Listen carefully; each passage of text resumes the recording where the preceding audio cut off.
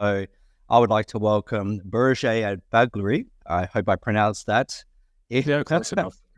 correctly. Yeah, he's the man with the most difficult to pronounce name in bodybuilding.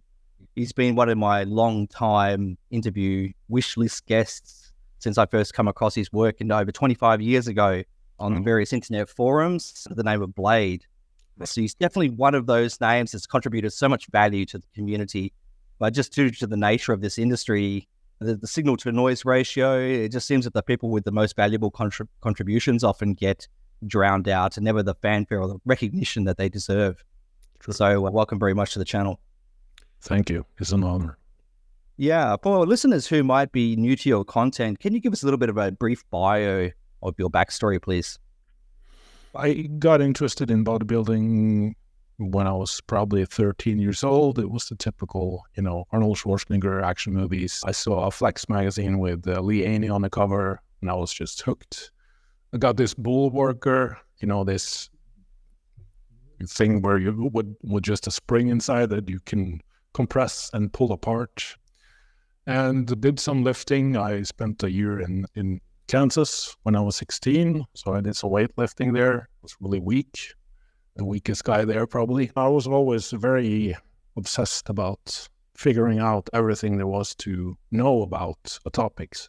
I kind of have an ability, I guess, to digest a lot of information and try to convert it into a practical application. So I'm an engineer, my background. I didn't work for more than 2 years before I realized I had to work with the human body instead of mobile phones, as it were. So I just created my own career. And then as you start learning more, you realize, oh my God, there's so much more I don't know. So yeah, that's where I'm at, I guess. Yeah. The great thing I've always found, and the value that I found from your information over the years, is that it was heavily grounded in science and it had this lovely logical approach. However, it seems that the term or the phrase evidence-based community has become like one of those loaded terms over the years, and actually kind of quite polarizing recently as people become a little bit more confused about the seesawing nature of the evidence that comes down the pike. So having been in the trenches for about, the last 30 years, what has science conclusively shown us in the past decade that the previous, say, 50 years of processing in the gym floor hasn't already demonstrated? Well, nothing really. I mean, it's like science, that's basically what science is. It studies what we already know, but just puts it into a system where we can put numbers on it. And it's like the bros were always right. And what I keep saying is that the picture hasn't changed. It's the same picture, but science has helped us to kind of clarify details in the picture. That's the way I look at it. And for myself as well, I'm basically doing a lot of the same stuff I did 20, 25 years ago. It's just more nuance to it. It's more contextually dependent. So I can now understand better when I'm working with a client based on the background, his stats and his experience with lifting weights and his whole background, make better decisions. What's the best way to proceed? So that's where I think the evidence-based recommendation should be a combination of not only, because if you only stare at science, it's easy to have this tunnel vision where, well, the numbers don't lie, but statistics can skew averages, and science is only a game of averages. We're just taking like a group of subjects and pulling them into trying to randomize as best as we can, but it's still a selection of, let's say, 20-year-olds, or it's 50-year-olds, or they kind of try to equalize between the groups. And so based on the average response to a certain training modality or nutritional intervention, we try to make some guesses at what's statistically probable will work better than the other thing. And it seems as if everyone on the internet, all the experts, are disagreeing strongly. But to me, it's like we agree on 95%. Okay, maybe 90%, depending on who you ask. And the last 5 to 10% is just nuance, detail, and context. So I believe many arguments could have been avoided if we just start off with, okay, so what do we agree on? And instead of kind of making it like this ego thing, it's so important that I'm right, that I kind of completely ignore everything else. And it's so easy to have that bias and start cherry picking stuff to sort of prove a point. But I think the first principles perspective is much better, where I'm always trying to figure out if I have good evidence for what I'm saying. And I'm also looking for evidence to the contrary. So can I absolutely say with certainty that this is true? And what if the opposite was true? And so trying to sustain a certain minimum of humility and perspective, I think is the better way to elevate our common ground of knowledge, instead of trying to, argue and debate and point fingers and call each other clowns and idiots. It's not really helping the general population to get better, improve. It seems like when they do that, that's almost the medium that they use for marketing, because it draws eyeballs and ears, unfortunately. And to be polarizing, I guess. That's the yes, way people get hurt. Yeah, invest in camps and that kind of, like you said, polarized mindset. One of the issues that kind of threw people there for a loop for a while was the certainty that the claim that volume was the driver of hypertrophy. But now it seems to be being walked back a little bit, or even just kind of, very silently dismissed. So, where do we sit now on the whole variable of volume in the hypertrophy equation, in your opinion? And what did you think of that whole debate that volume was the driver of hypertrophy? And it kind of drove me nuts for a while, because I think it's like suddenly we have like 2 or 3, maybe 4 studies that, we should suddenly just forget everything from the last 50 years. And also that, again, context is important. How was the study performed? What subject pool? How did they measure the results? And we have some great studies with an intra-subject design, meaning that in the same person, one leg is doing one protocol and the other leg is doing the other protocol. And of course, accounting for, the cross-education effect, where even if you're not training the right leg, if you do train the left leg, it will affect the strength of the right leg. But looking at muscle mass, the difference between subjects is 40 times bigger than the difference between the left and the right leg in the same subject.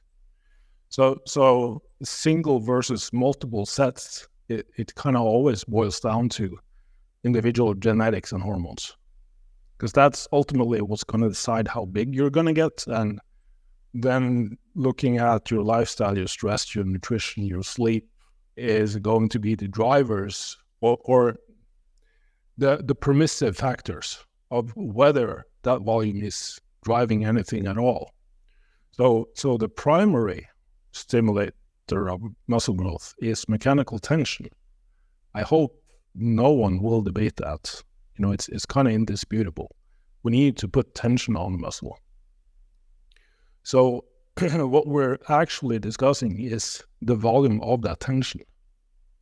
So which is why I kind of like the suntan analogy, because it resonates with, it's intuitive to most people that would you just prescribe a standardized sunlight exposure to everyone, regardless of skin color, of, how much time did you spend in the sun before? We all intuitively understand that on an individual level, the same intensity and volume of sun exposure won't provide the same suntan effects.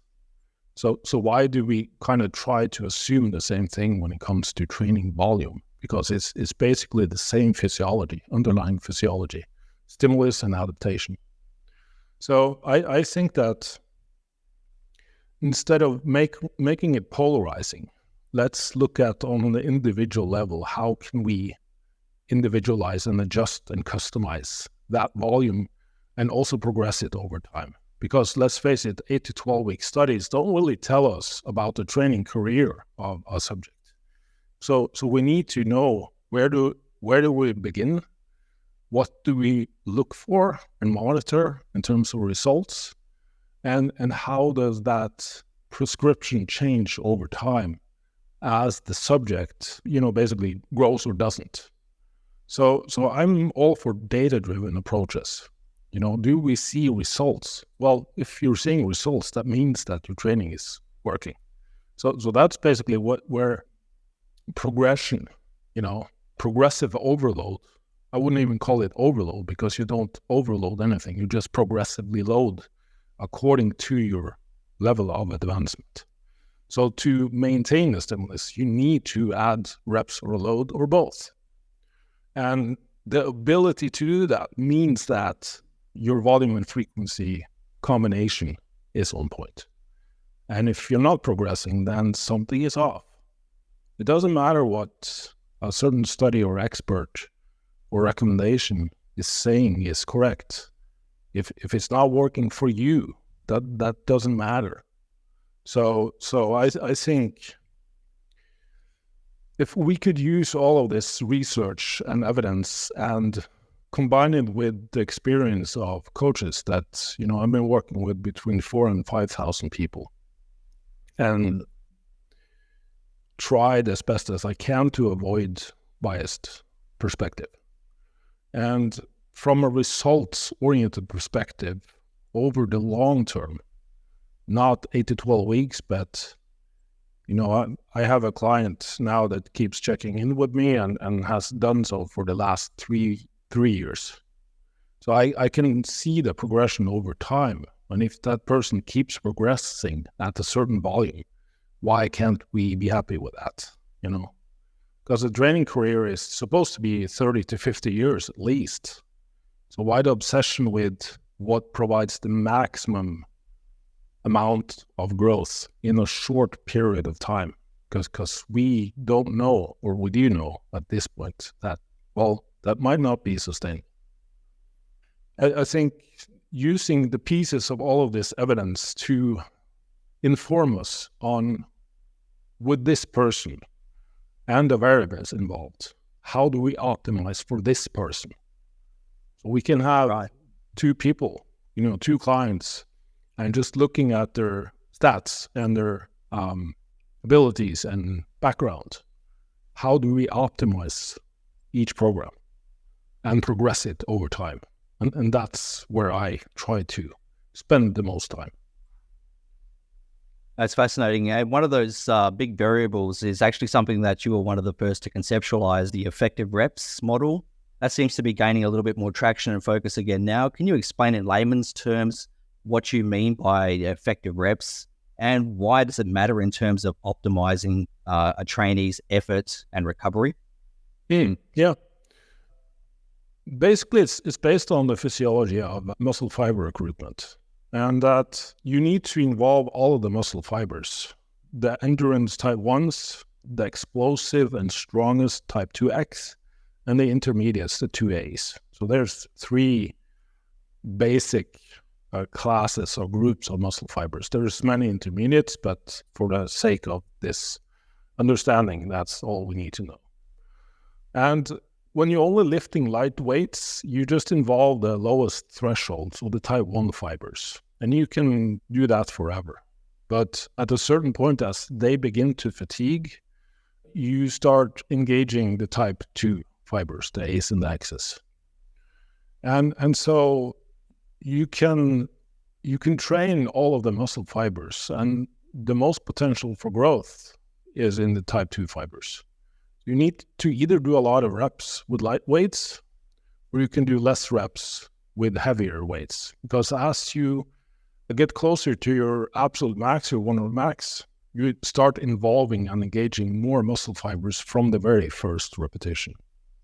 So basically, it's just, to me, very logical and intuitive that with light weights, you need to work closer to failure to make sure that you're engaging all muscle fibers But with heavier loads, you can generally keep more reps in reserve. You don't need to work as close to failure and still stimulate that muscle to grow. That's basically all we need to know, but it's kind of been taken to its extreme, as if only the 5 last reps of a set do anything at all. And I never said that, I just said that, well, the lighter loads, the closer, the closer to failure probably need to be for it to do anything at all. And you can probably compensate with that. You can probably accumulate fatigue so that you lower the threshold for the highest threshold type 2 fibers to be involved and stimulated to grow by doing more sets. But that also adds fatigue. So we kind of need to balance the stimulus to fatigue ratio. So to me, the highest return on investment is with heavy to moderately heavy loads, where you're working within a certain proximity to failure, because I think we all know that if you're just doing warm-up sets, you can keep doing that forever, and it's not really going to do much of anything. And it seems as if some make it more polarizing than it needs to be. But that's basically the whole thing. We kind of need to put some effort into our lifting for it to actually do anything. As if it really worked to just do a ton of volume with submaximal stuff with the warm-up weights, you would see way more trained people in gyms everywhere. And since we don't, you see the same guys spending 2 hours in the gym, and they just look the same from year to year. So I don't really think we need studies or meta reviews or analysis to tell us that our own eyes can, observe on a daily basis. And so whether we should be working to absolute failure or 1 or 2 reps in reserve, that's kind of a different discussion. But I do think we need to get within a certain proximity to failure to make anything happen at all. Or we can just be in the gym forever and just accumulate a lot of fatigue without really gaining much muscle mass from it. That's interesting. Yeah, one of the concepts that I found it a little bit difficult to reconcile recently that's been put forth in the evidence-based community is this concept of you can achieve equal levels of hypertrophy, whether you're doing sets of, say, 5 reps to 30 reps. Now, obviously, you said that the higher rep sets, you need to work closer to proximity of failure. However, I've just known from my own training, for example, if I do dips, I can do it with very heavy weights around my waist, maybe like 80 kilos for 5 reps. However, I can do, to failure, I can do 30 straight body weight reps. But I know that the hypertrophy that I empirically see occurs a lot more from the heavier weights and lower reps than I ever have from the body weight stuff. That can help, but it's not the same. So what's your thoughts on this equal levels of hypertrophy depending on that extreme rep range? I definitely think you can grow muscle with high reps. We have this calisthenics street workouts, the guys doing, a ton of reps and a ton of volume, and, gymnastics where they kind of do the same thing, but they also have some heavy lifting.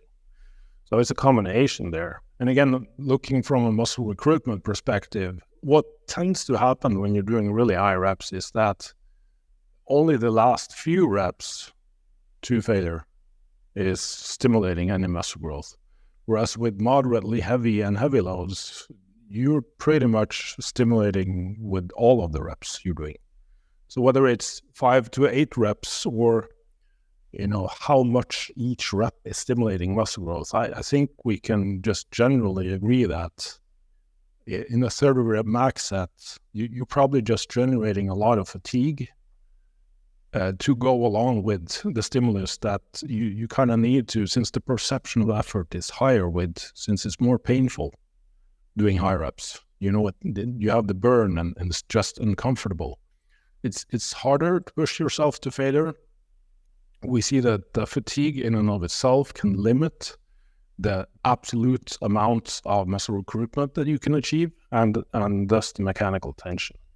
So I think there's some self-limiting mechanisms involved with doing really high reps. And also I think individual genetics, fiber type makeup, that kind of thing will also decide how well you respond to lighter loads or heavier loads. So there's some individual difference there.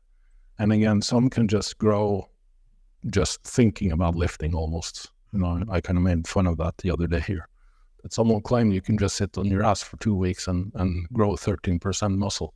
It was a misrepresentation of a study that showed that you can gain strength if you just visualize lifting. That's a coordination neural thing. But you do need to put tension on the highest threshold muscle fibers, type 2 A's and X's, for anything to happen. And it's easier to get there with loads in the 6 to 15 rep range, I think.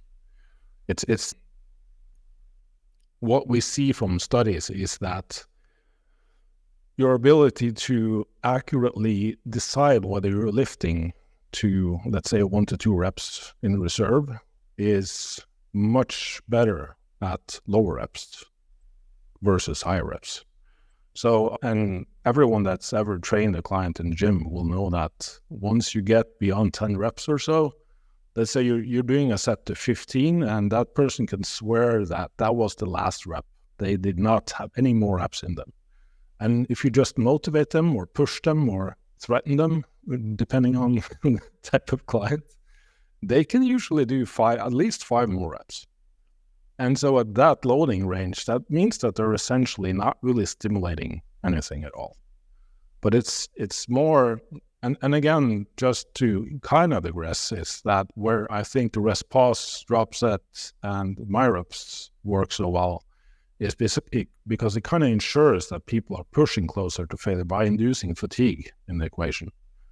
So if you get to 15 reps and you're really 5 reps away from failure, but now you're just resting for 10 seconds and you're going to do 5 more reps and repeat those mini sets, you get closer and closer and closer to failure, whether you like it or not, just simply by doing the rest pause technique. And so that's also where I think rest pause and Myo-Rep type training for some, in some studies, is way superior to traditional sets because it does bring you closer to failure. So I think it speaks to the fact that we can't talk about volume without discussing proximity to failure, and the other way around. So these two need to be involved in the same discussion to even be able to discuss how many sets we should do. So yeah.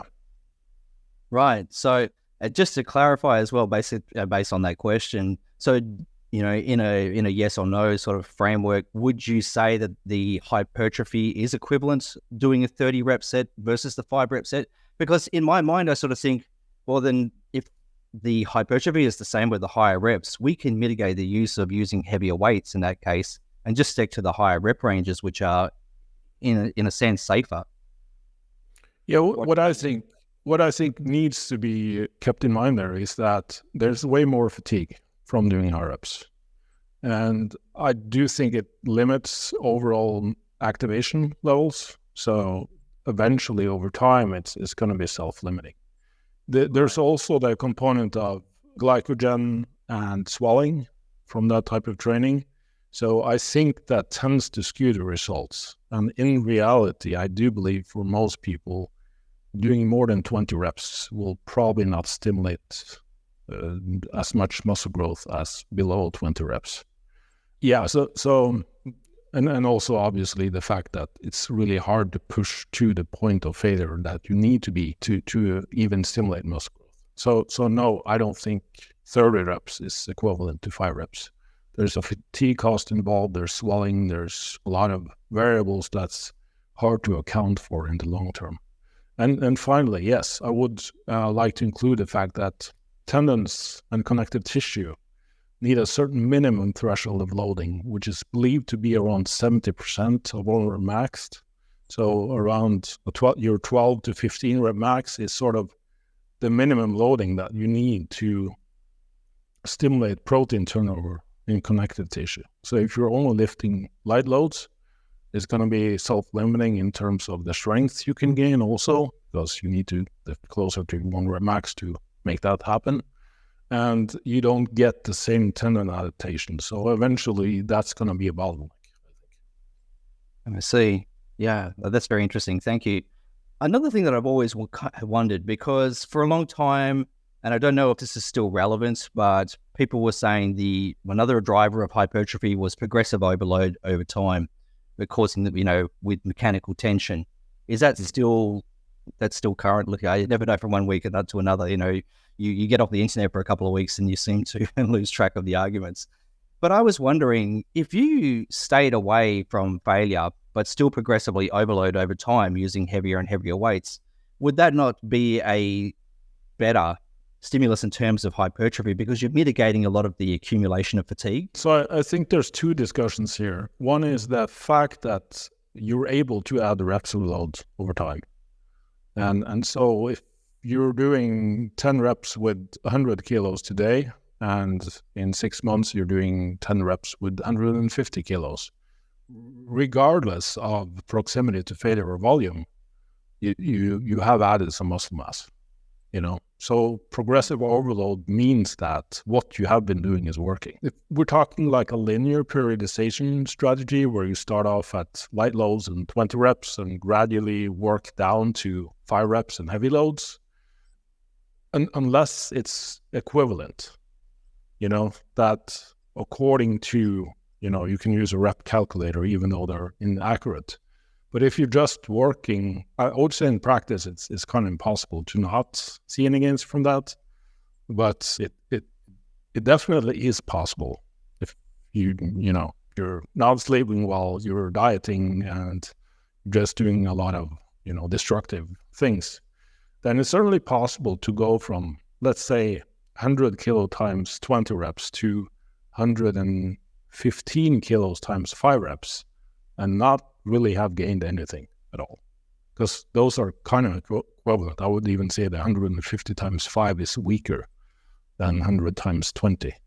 So you have lost something on the way there, which is why progression needs to be contextualized within reps and loads to kind of look at it from, are these equivalent or have you actually gained? So you using an app or something that tells you, calculate your predicted 1 rep max will tell you, as long as you're not introducing new exercises, or because it does take some neural learning if you're introducing a complex exercise. But on a bicep curl, an isolation exercise, which is really simple, and unless you're cheating, you can most certainly conclude that if the estimated 1 rep max have moved upwards the last 6 months, then you are gaining muscle, because there's a very tight correlation between muscle mass and strength when you account for the neural learning phase.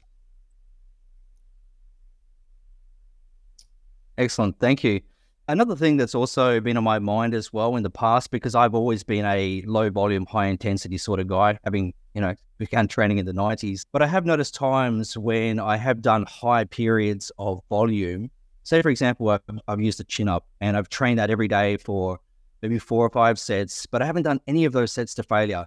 However, I've accumulated a lot of chin ups over the week and, maybe a month or so. And then I've noticed that not only have I become very good at chin ups, but I've also gained a lot of size on my back and forearms and biceps. So I always kind of wonder what's going on there, because obviously the proximity to failure is low, the volume is high, the fatigue on top of my regular programming is also quite low from doing that. So I know Pavel used to speak to greasing the groove, but what's the phenomenon that's happening there?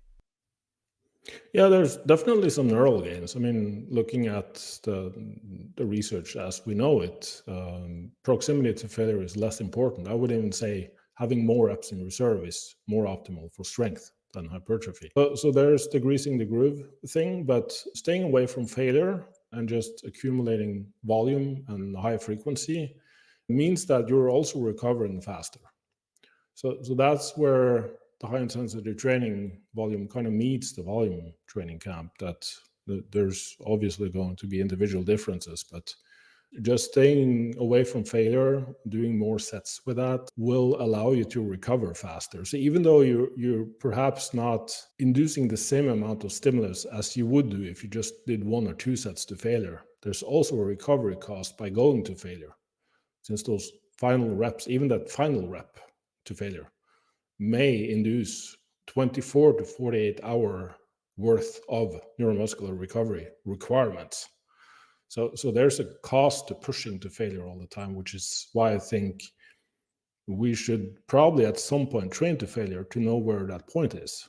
But as a regular training practice over time, staying 1 or 2 reps from failure and playing around with the volume frequency combination is probably way more productive in the long term.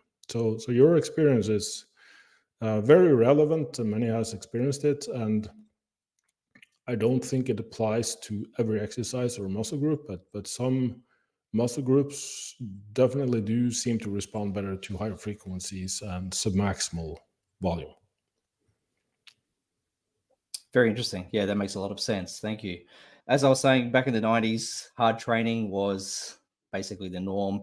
We all trained to failure. We all trained beyond with the spotter helping the bar up for those forced reps. Every kind of intensity modifier that you could name, we used drop sets, partials, you name it. It seems, so again, there's a lot of talk speaking against these intensity modifiers. People are saying not only are they not necessary for hypertrophy, but they're also work to a trainee's detriment. So again, what do you think about the use of those sorts of things? I think they're perfectly valid if you're doing low volumes, because then now we can kind of argue that if you only have 1 set, then taking that set to failure is going to be way more effective than 1 or 2 reps in the reserve. But if you can do two sets, then 1 or 2 reps in reserve is probably better than 1 set to failure, because now you have slightly more stimulus, like overall volume, but you're keeping reps in reserve, which allows you to recover faster. But I also think there's some individual neurology there and muscle fiber type makeup, which just seems to make some people gravitate more towards training to failure because they just seem to respond better to that and even recover faster from it. Even, for myself as well, I've been all over from the high volume, high frequency to the low volume, low frequency. And I kind of try to approach it with a systematic mindset where I think it's worth working to failure once in a while to, like I said, recalibrate, understand where is your actual failure point. Because some are surprised to learn that, wow, I've been training with 5 reps in reserve all this time when I thought I was training to failure. And from there, begin to introduce like 1 to 2 reps in reserve because it's easier to recover from and it does allow more volume. And now you can start playing around with, pushing the volume gradually upwards and see how do you respond to that, being results oriented and just looking at your gains from that. But it's the same discussion we see in endurance training. And I would say, where some are claiming that high intensity intervals are the only thing that works. And yes, they do tend to work better with lower volumes of training in the short term. But long term, the best athletes, it's just beyond discussion, are doing low intensity, long duration for endurance, so keep that in mind. It's not immediately applicable to building muscle and getting stronger. So it's a matter of how much training time do you have. And if you do have more training time available and the recovery capacity for it, let's not forget, then for sure you can start playing around with more volume. If you have the sleep, the stress management, the nutrition, the youth, to support that. Most people don't. So I would say it's kind of a minor part, or a minor part of the population, a few percentages that can actually get optimal results from that, and probably not for more than maybe 2 or 3 years because again, you can only get as big as your genes and hormones dictate. So whether you get that faster and with a higher volume, Where do you go from there? Let's say it takes you 5 years to get within 5 to 10% of your natty max, and you did so with 20 sets per week. Where do you go now? Because that will gradually lose effectiveness. Your realistic rate of progress will slow down, and it does take its toll on the body by just training balls out with high volumes all the time, spending all that time in the gym, all of those sacrifices you need to make. And, been there, done that. And at that point in my life, I can probably say it was worth it. All of the injuries weren't, but now being older and wiser, I try to be more focused on sustainability and longevity, because I want to do this until I'm in the grave, and to make that happen, I think having a more systematic, more moderate approach that you can sustain for a long period of time, and be more results oriented and more aware of what's actually going on in your own physiology, instead of staring at your heroes on the internet and trying to copy everything they're doing. That's kind of the next step that I hope the training world will eventually start doing. Yeah, I think we're a very similar age. So, it seems that old adage, too soon old and too late smart. It seems that when we finally figure this stuff out, it seems that we're beyond it being at its most optimal. So, but it's good to kind of finally, in your own mind, put the pieces of the jigsaw puzzle together and know what you're doing. And as you said, build that sustainability into your program so that you can keep progressing even at our wizened old age. So. Yeah, and I mean, it's kind of funny. I've had better gains this last year or 1.5 years than I used to have in my 20s, because that's Same. when I believe Yeah. that, just go balls out all the time and just, pound the protein and do everything optimally. And now that I'm more in kind of a sweet spot, then I'm just gaining slowly but consistently over many, many months. So that's interesting. Yeah, exactly the same. Like, I care less about it now. I mean, I still enjoy the process. I love it. But now I've just seemed to have hit, like you said, that sweet spot, and things are just coasting along very fine. I feel like I'm at peace with the process now, which is good. One of the things I've always kind of wanted to ask you, and I've never been able to find, the definition of why, but, you were the progenitor of the now world famous Myo-Reps concept. A lot of people are very familiar with it now. I think even Arnold said that he uses that Myo-Reps in one of his tutorials, which is, a hell of a tip of the hat to you. But I've 15 always seconds been a of fame. Yeah. I've always been a big DC guy, so I've always done the rest pause sets, and I've always wondered, like, what is the difference between either the efficacy of, say, Myo-Reps versus the rest pause in your words? The main difference is that I'm focused on managing fatigue, not chasing it. So DC training is basically balls out every set on the rest pause set to failure. And he even has his Widowmaker, which is, kind of funny name for it, but very true for those who tried it. But it shares the low volume mentality and slightly higher frequency mentality.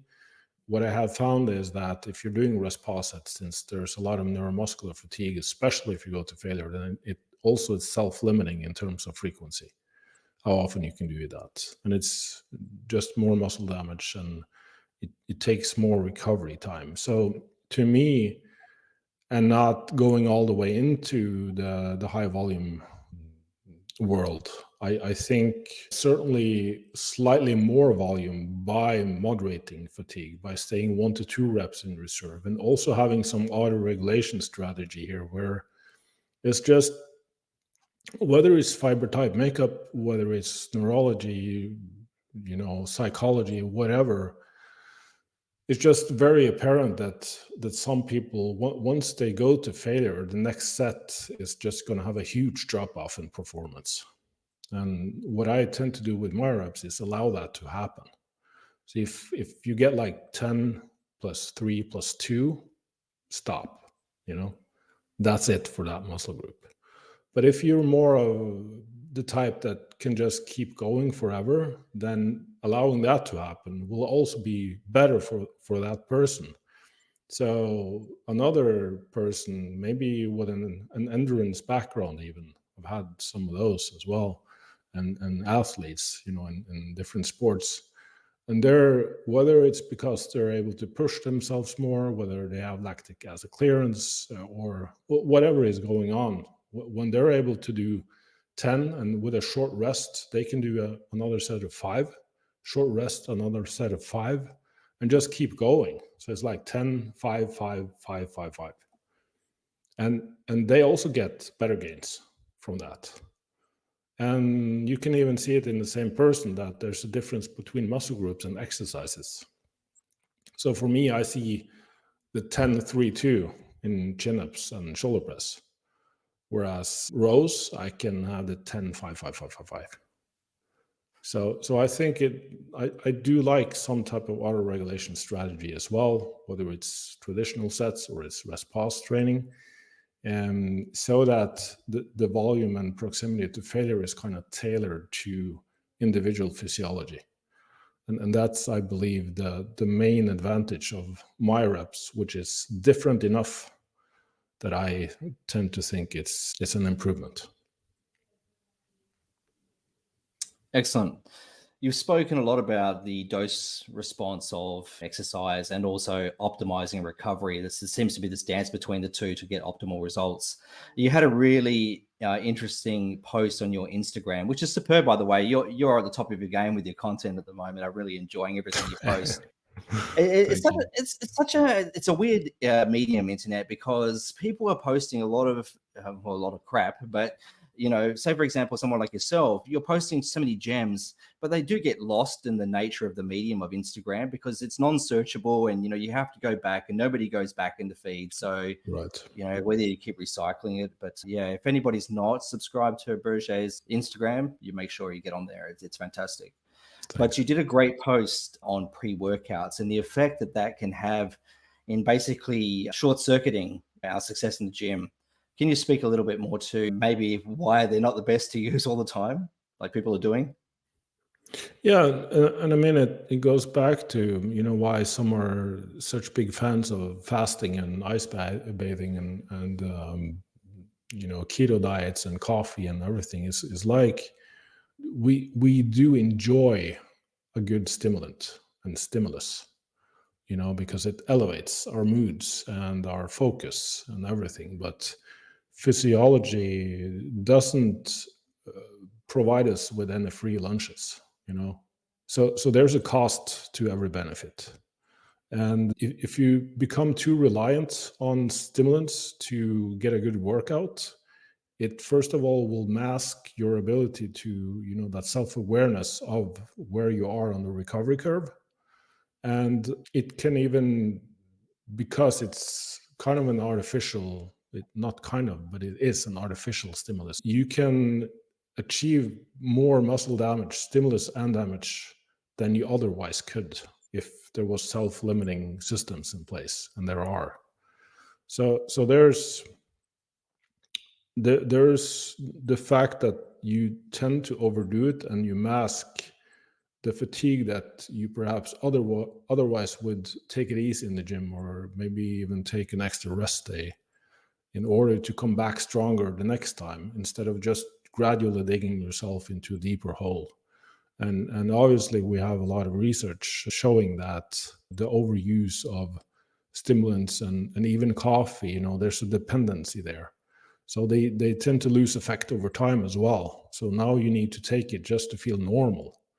And if you don't take it, it's like, oh my God, I feel like I want to sleep, and like my brain or my body isn't working. So I'm very careful with anything that has a dependency effect on me, whether it's caffeine or nicotine or whatever, alcohol even, because I want to be the master of my own body and mind. So whenever I notice some type of dependency, even with coffee, I wean myself off. Just go completely without it for a while to reset myself. And then I start reintroducing it and realize how powerful a drug caffeine is. So when you have stimulants or pre-workouts that, you know, just make your skin tingle because they're using beta-alanine or niacin or arginine or whatever to sort of increase, you know, the pump vasodilation, and putting stimulants on top of that so that you just, you know, feel like a superhero. I tend to think that's better saved for when you actually need to demonstrate, not stimulate gains. So for a competition, whether it's legal or not, of course, you need to figure that out first. Or once in a while when, you know, I got to get this workout in now because I won't be able to for the next week or so, you know, feel free to use it once in a while. But I just encourage respecting everything that has an obvious physiological and psychological effect on you, so that you don't misuse it or abuse it. Yeah, I think that's very well said. I read a little while ago that you were using the carnivore diet there for a stretch. Are you still using that these days? Because I've been a long-term carnivore. I felt that that's made a lot of difference to my own training progress, especially in terms of recovery. I'm not. I will never stop eating meat, but I do have a more nuanced perspective to it now. And as with training, I prefer not having any dogmatic or extremist perspective on anything. So I don't think any of our ancestors lived only on meat for extended periods of time. And regardless of the evolutionary ancestral perspective, I kind of just want to have some self-awareness of whether something is working well or not. And I kind of think it makes more sense to have some sort of seasonal variety to your diet, where, you know, animals fatten up in the winter and there's lack of plant foods, and then it just, to me, also makes sense because sunlight dictates our insulin sensitivity and vitamin D production and hormones, and a lot of physiology is involved in the seasonal changes. So I do think it does make sense that it's very obvious that there are some physiological adaptations to the seasonal changes, and they're much stronger at, like, in Norway than in Australia or the equator. And since foods are more nutrient dense in season, it just, to me, makes more sense to sort of naturally gravitate towards whatever food is in season.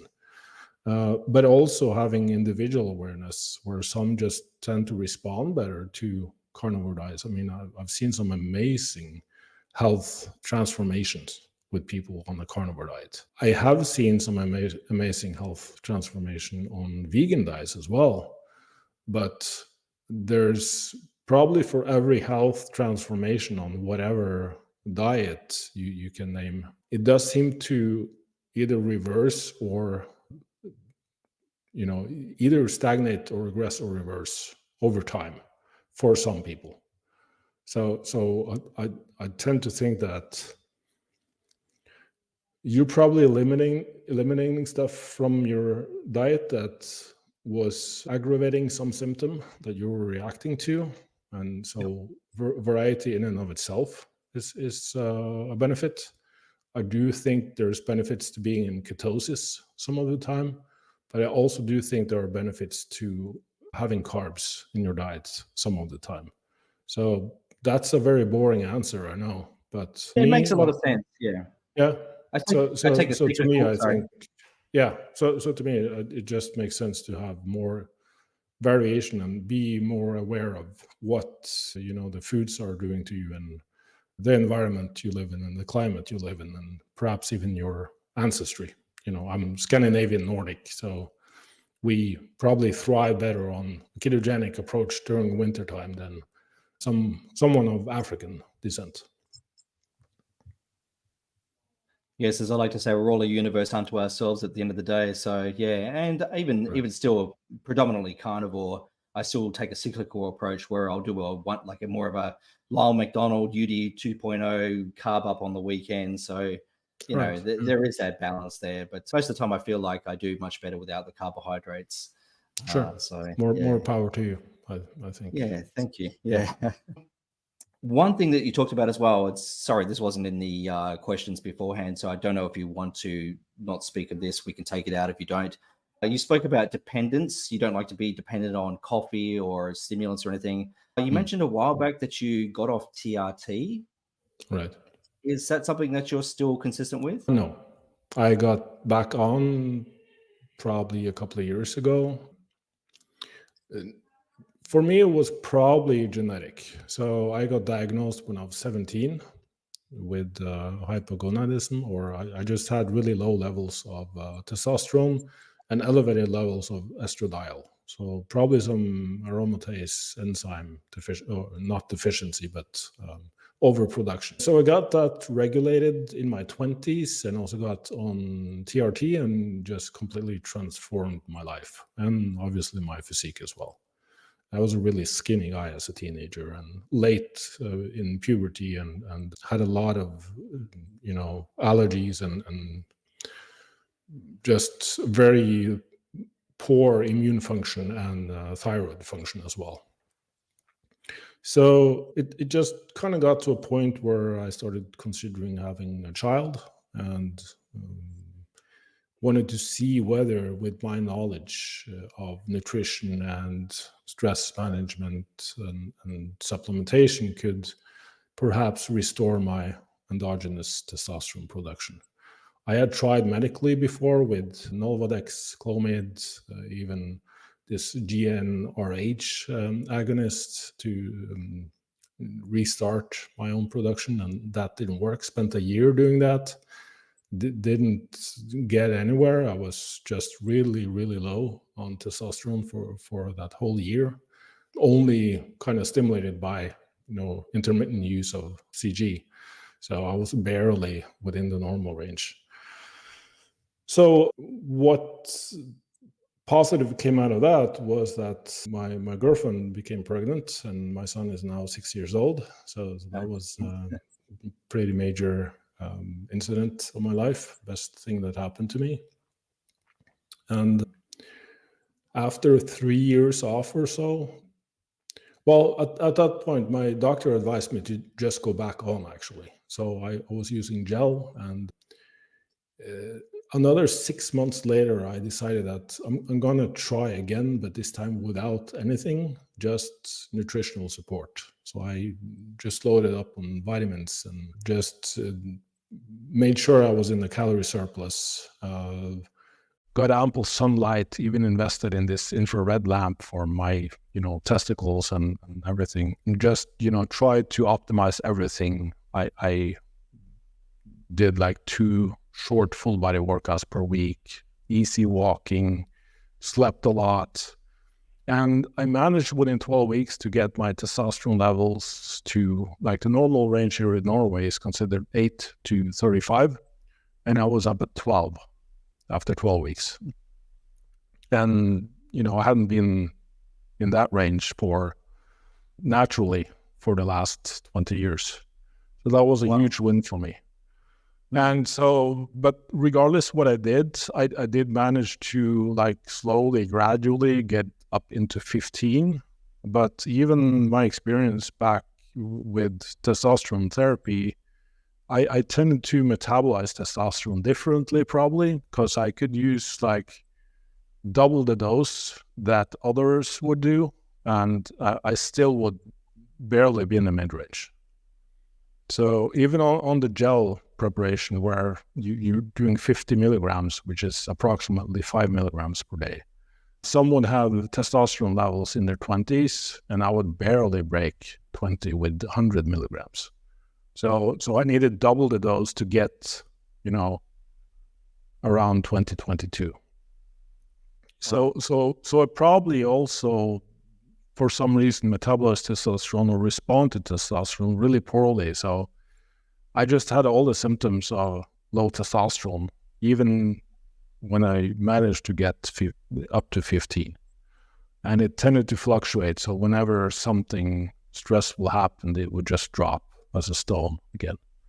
So I kind of just decided, I'm not getting younger. I'm going to be 50, and I just had a lot of these symptoms that with libido and mood and everything that I just decided, I'm just going to go back on and stay at a really low moderate level. And, I don't have any plans to have more children anyway. And I think since lean mass is strongly correlated with living longer, even more than, protein restriction, I figured I would make the best of these years of my life to at least maintain a certain muscle mass and, be able to stay leaner and have more psychological well-being and better life quality. So it was kind of a bittersweet experience where, while I did successfully manage to restore it, clients that I helped managed to get their testosterone into 25 and 30 ranges from being on testosterone therapy. I managed to get 12, 15. So yeah, bittersweet. It was successful, but still not, since I didn't really feel much better from it. And so, yeah, I guess it's like a diabetic needing insulin for the rest of their lives. I'm probably just genetically predisposed to having lower levels and more feminine qualities or something, because my estradiol also needs to be controlled. So, yeah. I think I'm in a similar boat as well. I've been off for the last couple of years almost, and I don't want to go the underground lab route here in Australia, but it's at the same time, it's extremely difficult to convince the doctors to help you out medically. Yeah. So I'm in a bit of a quandary. So I kind of have to make up my mind what I want to do with that. But, I haven't even trained in the last couple of months, and it's surprising how much muscle and good shape I've actually retained not training even. Just a couple of sets of chin-ups maybe a week and some push-ups here and there. But it's amazing how, after, say, 30 years of training, it's actually all quite resilient. So it's surprising. Yeah, I mean, I'm using doses now that last checkup was 20. That's cool. My testosterone level. So, it's just trying to stay there. And it's like a breaking point, I think, as long as I can get like 20, 22 or so. Because going higher than that, I already have some atherosclerosis from elevated LDL levels for many, many years, probably hereditary. And so I just also want to manage that, and going higher in doses for sure elevates the risk. So I don't want to sacrifice some 10 years of my life just to have slightly more muscle mass. So it's a trade-off for sure. Do you feel noticeably different or better on the testosterone? Because I also think I metabolize it a little bit different, because I never really feel one way or another. Maybe like a little bit less energy, less libido, but nothing pronounced when I do go back on it. Yeah, to me, it's quite noticeable. And so it was like really psychologically most beneficial when I started using it in my 20s, early 20s. It's just completely, I went from being almost depressed and really moody and dark to being more outgoing. And, my libido and sex drive would be really sporadic and unreliable and shameful back then. As, in being in my late teens and early 20s, limp dick syndrome is not something to brag about. So to me, it's really noticeable. It's night and day difference in my mood and my focus and my overall well-being. So I'm a fan of testosterone. That's probably the only thing I can say I'm both physically and psychologically dependent on. It's great to hear that you've got it all sorted out, though. I'm very aware of your time, and I don't want to keep you much longer, but I just want to ask you one last question, and it's just based on something that you've written here. You said that most people want to be told what to do, and that training recommendations are not only individual but also a shifting target. So you've also written the main challenge is that the process is interactive and strategic to find the muscle building sweet spot. And we've talked about all of those things today, but you've come up with something recently called the last program, which, is quite an interesting name in itself, because, you bounce from program to program looking for, the one, and, this one here caught my eye, the last program, because basically you're saying that you've put all this together for people wanting to optimize their training and figure it out for themselves in a way with some interactive guidance. Yep. But what else does it offer beyond that infinite plethora of programs out there? Yeah, and that's kind of it. And I've had people ask for refunds because, as soon as they opened the program, it seemed very minimalistic. And that's because it is and should be, that should be the starting point. You shouldn't start low and build up. You shouldn't start at max and then try to progressively reduce because that takes a lot of recovery time to, get to the point where you can actually make good decisions. And so I try to teach what people need to know in that program so that they understand why they need to be results oriented. Instead of, again, it's the suntan analogy. You can't have anyone tell you how much sunlight you're going to expose your skin to get a good suntan. You need to get into the sun and see for yourself, did I get a sunburn or not? And just gradually expose yourself to, in this case, volume, intensity, frequency, different exercises, and create some self-awareness that I believe anyone that's ever gotten anywhere in the sport of bodybuilding or powerlifting, they also were, they had to be some type of introvert, oriented towards their own progress and process and result and journey, instead of relying on someone else to tell them what to do. And even having a coach, that's like an objective set of eyes that's supposed to provide you feedback on your progress. And the studies and the experts out there don't. They just tell you what the average is supposed to be. They don't inform you on the systematic process you need to follow to figure out for yourself.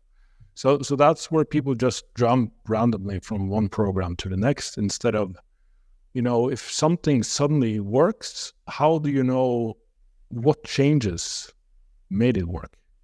If you just went from one extreme to the other, maybe it's the change. We have research showing that an increase in volume can stimulate further gains if you're, stagnating on a certain volume. But again, being systematic about it is, to me, the only way to figure out anything. It is, it's the same thing. If you want to invest your money, you need to do some research. You need to figure out, okay, so what's got the best return on investment?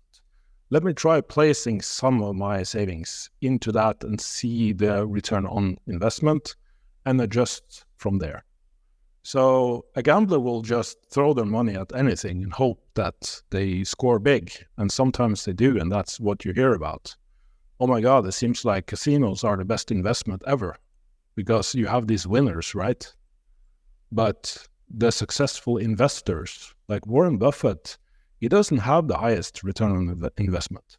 There are many people out there with far greater, percentage-wise growth in their income stream or revenue stream. But he's been consistent for 60 years. So even though it's lower, he's been able to consistently, even in bad markets, he's been able to earn money. And I think that's how we need to approach our training and nutrition and strategy as well. So boring is what works long term. The extreme approaches might work for a short period of time, but it's the difference between being a gambler and an investor. So my time and energy, I want to spend it systematically and figuring out the sweet spots and my ranges, upper and lower bounds of loading, volume, frequency, calories even, so that I can just gradually adjust according to the results I'm actually seeing for myself, not what study X or expert Y is saying is optimal. So yeah, that's what the last program is all about. And again, the only ones that didn't like it just wanted to be told what to do. And I'm sorry, I can't do that. I'm not psychic. Yeah, people don't understand really that the foundation, like you said, is the simplistic and boring approach sometimes, but it's also the logical starting point because you need to start small to build on over time. But they want the flash and the pizzazz and all the Instagram exercises that they see. And unfortunately, like you said, using the investor analogy, it's throwing darts at the board and hoping that something sticks, which is not not feasible, nor will give you your best return sustainably. You need to use those principles to build over time. Yeah. There's 1,000,001 questions that I can continue to ask you, and it's been a fascinating discussion, and I hope a lot of people have got some value from it. I know that I have just been transfixed listening to you speak, and I've learned a lot myself and had a lot of those lingering questions that I've had answered finally. So I just want to thank you very much for your time for coming on. Where can people reach out and get more of your information or speak to you if they wish? It's my website, borgefagerli.com. I'm now mostly active on Instagram. I do plan to start releasing more on YouTube, long-form content. So it's been a lot of behind-the-scenes work here and just trying to educate myself because, again, signal-to-noise ratio is worse than ever. So I kind of try to figure out how to communicate the message and information to the world as it's, organized now. Cutting through so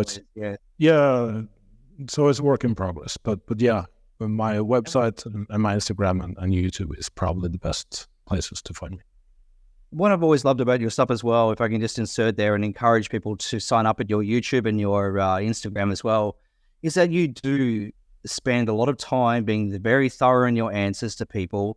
You do it in a very respectful way. You don't look down on people, or you're not a carnival barker trying to constantly promote something or yourself. Yeah, I've just really enjoyed your informative, respectful approach over the years, and I just hope that you get more of the attention and respect that you deserve. So best of luck with the last program. I'm going to check it out myself eventually. I just need to get myself sorted here in my new location, and I'll definitely be looking into that some more as well. Oh yeah, for sure. Awesome. Yeah. Thank you, Gab, very much for your time. I really appreciate it. Yeah, thank you too, Jean. All right, you have a great day. All right, bye-bye. Bye-bye. Bye.